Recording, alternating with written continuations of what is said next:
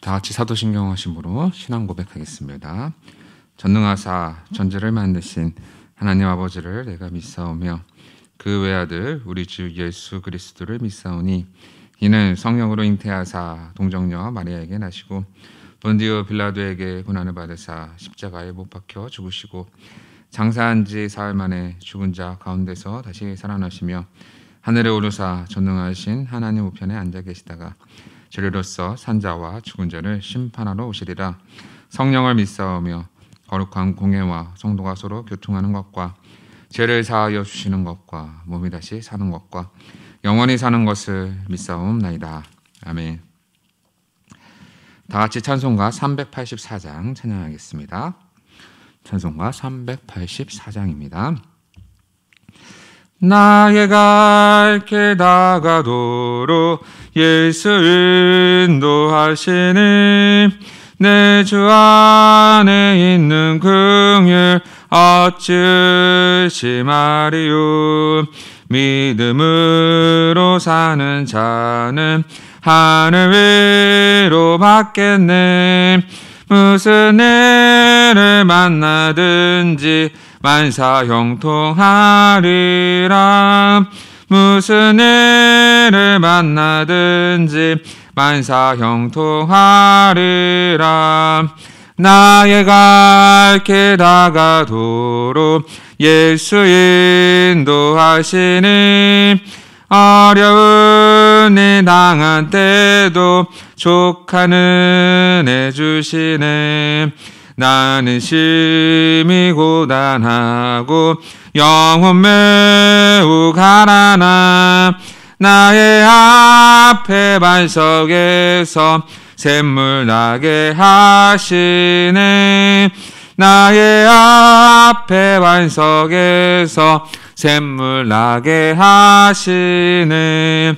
나의 갈 길 다가도록 예수 인도하시니 그의 사랑 어찌 큰지 말로 할 수 없도다. 성령 감화 받은 영혼 하늘 날아갈 때에 영영 부를 나의 찬송 예수 인도하셨네. 영영 부를 나의 찬송 예수 인도하셨네. 아멘. 다 같이 하나님 말씀 보겠습니다. 함께 보신 하나님 말씀은 신약 성경 마가복음 14장 43절에서 52절 말씀입니다. 신약 성경 82페이지 마가복음 14장 43절에서 52절 말씀 제가 봉독해 드리겠습니다. 예수께서 말씀하실 때에 곧 12 중에 하나인 유다가 왔는데 대제사장들과 서기관들과 장로들에게서 파송된 무리가 검과 몽치를 가지고 그와 함께 하였더라. 예수를 판 자가 이미 그들과 군호를 짜 이르되 내가 입맞추는 자가 그이니 그를 잡아 단단히 끌어가라 하였는지라. 이에 와서 곧 예수께 나와 랍비여 하고 입을 맞추니 그들이 예수께 손을 대어 잡거늘 곁에 서 있는 자 중에 한 사람이 칼을 빼어 대제사장의 종을 쳐 그 귀를 떨어뜨리니라. 예수께서 무리에게 말씀하여 이르시되 너희가 강도를 잡는 것 같이 검과 몽치를 가지고 나를 잡으러 나왔느냐. 내가 날마다 너희와 함께 성전에 있으면서도 가르쳤으되 너희가 나를 잡지 아니하였도다. 그러나 이는 성경을 이루려 함이니라 하시더라. 제자들이 다 예수를 버리고 도망하니라. 한 청년이 벗은 몸에 배 혼이불을 두르고 예수를 따라가다가 무리에게 잡히매 배 혼이불을 버리고 벗은 몸으로 도망하니라. 아멘. 네, 오늘 말씀은 이제 예수님께서 기도를 끝내시고 이제 제자들과 함께 이제 자신을 파는 자가 있는 곳으로 향하기 시작하시죠. 그리고 예수께서 말씀하실 때에 곧 12 중에 하나인 유다가 왔는데 이제 유다가 이제 대제사장들과 서기관들과 장로들과 짜고 한 것처럼 파송된 무리와 함께 왔다라고 성경은 기록하고 있습니다. 무리가 검과 뭉치를 가지고, 그러니까 마치 뭔가를 굉장히 해하는 사람처럼 예수를 잡으러 온 거예요. 왜요? 검도 들고 있었고 뭉치도 들고 있었어요. 그러니까 곤봉 같은 거라고 보시면 돼요. 그런 것을 들고 와서 예수 한 사람을 잡기 위해서 수많은 무리와 검과 곤봉을 들고 왔다. 이것은 굉장히 악한 자를 잡을 때, 도둑 같은 사람을 잡을 때 이런 애들을 벌이는데 마치 예수를 그런 자 취급하여서 잡아가는 거죠. 그런데 정확한 건 뭐냐면, 뭐 지금 말로 하면 영장이 있어야 뭐 잡든가 아니면 현행범이든가 잡든가 뭐 이렇게 돼야 하는데, 그것이 아니라 처음부터 대제사장들과 유다가 짜고 치는 거였다. 짜고 치고 예수를 잡아가는 거예요. 그러니까 굉장히 억울해 보이는 상황이 그에게 닥치고 있었던 것이죠. 44절에 보면 예수를 파는 자가 이미 그들과 군우를 짜이르되, 그러니까 이미 짰다라는 거죠. 왜냐하면 예수가 누군지 그들은 잘 모르기 때문이죠. 12명, 그러니까 총 12명이 있었죠. 유다는 빼고니까요. 12명이 있었기에 누가 예수인지 몰랐다. 참 이것도 참 아이러니해요. 예수에 대한 소문이 그렇게 퍼졌는데도 예수가 어떻게 생겼는지도 잘 모른다. 참 이상한 부분이기도 하지만, 그럼에도 예수가 누군지 알려주기 위해서 이미 짰어요. 그리고 나서 내가 입 맞추는 자가 그이니 그를 단단히 잡아 끌어가라 하였는지라. 유다는 일부러 친한 척을 해서, 그리고 그가 누군 예수인지 알려주기 위함이죠. 그리고 45절에 이에 와서 곧 예수께 나와 라피어 하고 입을 맞춥니다. 선생님 하고 입을 맞추죠. 여기서 입 맞추다라는 것은 그냥 무난한 인사 정도, 그러니까 서양식의 그 볼과 볼을 대고 입 맞춤하는 것처럼 그런 인사법이라고 생각하시면 될 것 같고요. 그러한 인사법으로 마치 유다는 친밀한 척을 해요. 예수 앞에 친한 척하고 나타나죠. 유다의 이 친한 척을 우리가 잘 살펴봐요. 친한 척을 하였다. 그리고 예수 앞에 자신은 제자인 척, 그 라피어 스승 앞에서 제자인 척하고 입을 맞추죠. 그러나 그것은 결국 제자의 모습은 아니었다라고 보여짐이죠. 그리고 나서 그들이 예수께 손을 대어 잡거늘. 왜요? 이미 짜있기 때문에 인사한 자, 입을 맞춘 자가 바로 예수다라는 것을 군인들이 알기 때문에 그를 잡아버립니다. 그것을 보고 나서 곁에 서 있는 자 중에 한 사람이 칼을 빼어 대제사장의 종을 쳐 그 귀를 떨어뜨림이죠. 곁에 서 있는 자 중 한 사람, 다른 복음서에서는 베드로라고 나와 있잖아요. 베드로인 건 우리는 알지만, 하지만 오늘 마가복음 안에서는 곁에 서 있는 중 한 사람이라는 거예요. 베드로가 핵심이 아니라는 거죠. 그냥 그 중에 있는 한 사람이 칼을 빼어서 종을 쳐서 귀를 떨어뜨렸어요. 또 어떤 복음서에는 귀를 붙여주는, 예수님께 치료해 주시는 내용도 있지만 오늘 마가복음에 기록되어 있지 않단 말이에요. 그러한 것은 뭐냐면, 마가복음의 포인트는 베드로를 밝히는 거와 예수님의 치유에 있지 않다라는 것을 보여주는 거죠. 칼을 빼어서 쳤다라는 사실, 귀를 내려쳤다는 사실이에요. 그리고 나서 예수께서 무리에게 말씀하여 이르시되, 너희가 강도를 잡는 것 같이 검과 뭉치를 가지고 나를 잡으려 나왔느냐?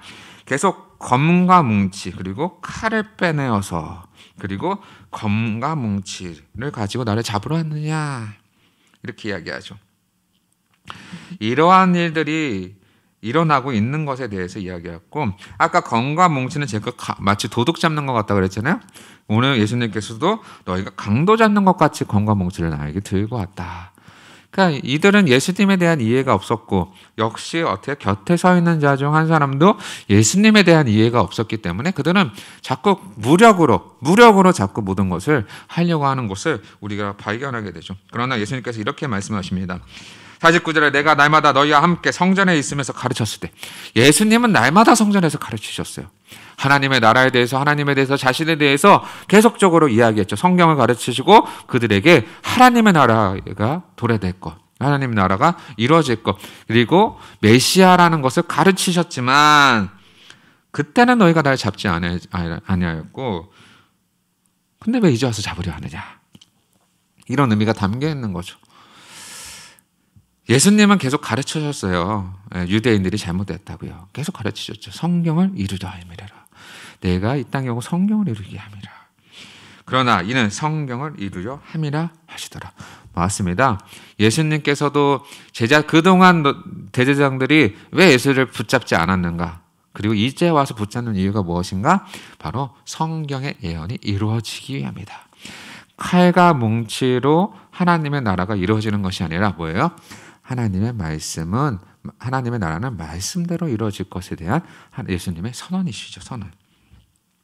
그때 성경의 예언대로 제자들이 다 예수를 버리고 도망가였고, 한 청년 벗은 몸에 벳 호디브를 두르고 예수를 따라가다가 무리에게 붙잡혔지만 어떻게 역시 동일하게 벳 호디브를 버리고 벗은 몸으로 도망가였다. 예. 어쨌거나 여기가 보여주는 상징적인 메시지는 뭐냐면, 무력에 의하여서 나라가 완성되는 것이 아니라, 그리고 예수가 붙잡혔을 때 다 버리고 돌아갔다라는 성경의 예언이 그대로 이루어지는 것에 대해서 보여주고 있다라는 것이죠. 우리는 여기서 두 가지를 발견할 수 있을 것 같아요. 첫 번째, 유다 같은 사람이죠. 뭐냐면 예수 믿는 척하는 거예요. 척하는 사람도 있잖아요. 자신이 그리스도인 척, 뭔가의 유익을 위해서 교회를 다니는 사람들을 이야기할 수 있겠죠. 그러나 그들은 구원을 못 받은 사람이죠. 예수를 믿은 척하기 때문이죠. 그리스도인은 예수를 따르는 사람이잖아요. 모모인 척하는 거죠. 예배드리는 척, 기도하는 척, 와서 교제하는 척, 뭔가 자신의 유익을 위한 척하는 사람들. 바로 이것이 유다예요. 친밀한 척하지만 사실상 친밀한 것이 아니라 친밀한 척함으로 자신의 유익을 위해 행동하는 사람들을 이야기하죠. 교회 안에는 이런 사람들이 있습니다. 그러나 우리는 이런 사람이 되지 말아야죠. 이런 사람이 되어서는 안 되죠. 그러면 우리는 깨어서 자신의 어떠한지, 자신의 상태가 어떠한지, 자신의 믿음이 어떠한지 점검하고 확증해 볼 필요가 있다. 예수 믿는 척하지 말라라고 가르치고 계시죠. 두 번째로는 예언의 완성에 대해서 우리가 살펴볼 수 있는데, 하나님께서 계획하신 대로 모든 것이 이루어지고 있는 과정이에요. 그 과정 중에 악한 자를 들어서 사용하시기도 하시죠. 원래 악한 사람들을 들어서 예수를 잡으려고 그들이 하고 있던 그 마음까지 이용해서 어떻게 해요? 예수를 잡아가시도록 냅두세요. 왜요? 하나님의 성경의 말씀이 완성될 수 있도록, 예언의 성취가 이루어질 수 있도록 그렇게 만드신다. 인간들은 욕심과 욕망에 사로잡혀 예수를 사로잡지만, 그 예수를 배반하지만, 우리가 유다처럼 그렇게 살아갈 수 있지만, 그러나 하나님과 예수님은 그러한 자들도 어떻게 사랑하신다. 우리 같은 자들 사랑하신 거 보면 정말 욕망에 사로잡혀서 우리의 욕심과 우리의 유익을 취해서 유다처럼 어쩌면 살아가지 모르지만, 그러나 하나님은 이런 자들을 불쌍하게 여기셔서 예수님을 이 땅에 보내시고 성경의 예언대로 우리를 구원하시려고 이 땅에 오셨다라는 사실이죠. 그리고 이 상황에서 억울해서 다 쓸어버릴 수도 있는 능력을 가졌음에도 불구하고 순수히 도살장에 끌려가시는 어린 양같이 그렇게 하셨다. 이게 다 우리를 향한 구원의 은혜 때문이다라는 사실이죠. 그러므로 오늘 말씀을 잘 기억하셔서 유다처럼 예수 믿는 척하지 말고, 예수님께서 우리를 구원하시기 위해 자신의 몸을 바쳐 죄값을 치르신 그 은혜를 오늘도 기억하셔서 그 연말이 마무리되는 이 시점에서 하나님의 은혜를 누리시는, 그 은혜를 누리고 고백하고 계속적으로 그 은혜 안에 살아가시는 귀한 성도님들 되시기를 간절히 소망합니다. 기도하겠습니다. 이 시간 다 같이 기도할 때에, 하나님, 우리는 부족하고 연약하고 무능합니다. 그러나 우리를 사랑하셨고 우리를 구원하셨으니 하나님, 유다와 같이 예수 믿는 척하며 살아가는 것이 아니라 오늘도 예수님의 그 안에서 주시는 그 믿음 안에서 예수님을 온전히 믿고 따르는 제자의 삶으로, 그리스도인의 삶으로 그렇게 온전히 살아갈 수 있도록, 말씀에 순종하며 살아갈 수 있도록 기도해 주시고, 또 코로나19의 종식과 백신과 치료제가 빨리 공급될 수 있도록 기도해 주시고, 또 예배가 멈추지 않도록 기도해 주시고, 계속적으로 하나님 앞에 우리가 헌신하며 교회를 위해서 기도하고, 또 청지기도 세워졌는데 또 청지기 내년 사역 잘 감당할 수 있도록 교회를 위해서, 나라를 위해서, 또 개인을 위해서 기도하시다가 자유롭게 돌아가도록 하겠습니다. 기도하겠습니다.